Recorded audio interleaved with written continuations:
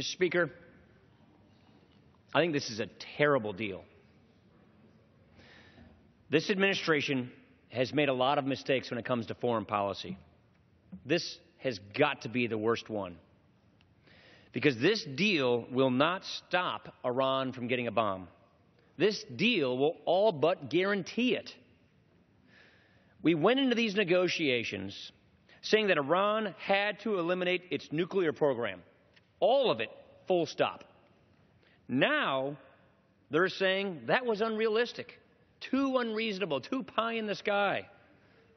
And we're handing over hundreds of billions of dollars in sanctions relief. So Iran gets billions of dollars in exchange for what? For taking apart some, not all, just some of its nuclear program? And then in 10 or 15 years, all of these limits expire. In other words, they're getting something for essentially nothing. It's a steal. And that's if they don't cheat.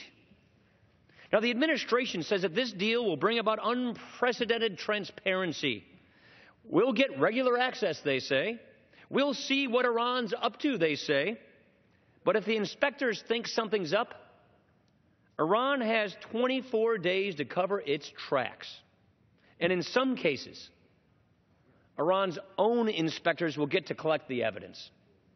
Finally, against all of the advice from our military, we are going to let Iran buy ballistic missiles in just 8 years. Mr. Speaker, you only buy ballistic missiles if you're looking to build a bomb. I get why Russia and China like this idea.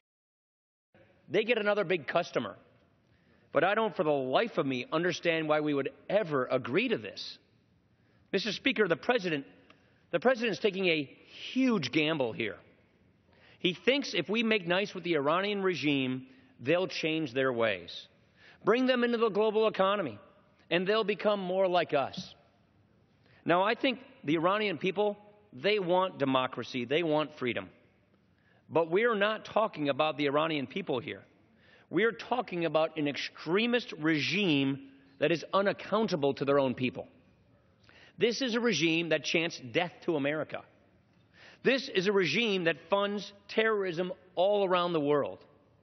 This is a regime that has called for wiping Israel off the mat.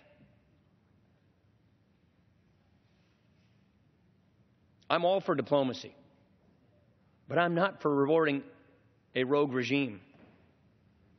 I'd also point out that the sanctions we're lifting will let European and Asian companies build up Iran's economy, and they will make the regime even stronger. And should Iran start to cheat, which they have a pretty darn good track record of doing so, it will be that much harder to put back in place the sanctions. Our trading partners, they'll feel the pinch, and they won't want to hold this regime accountable.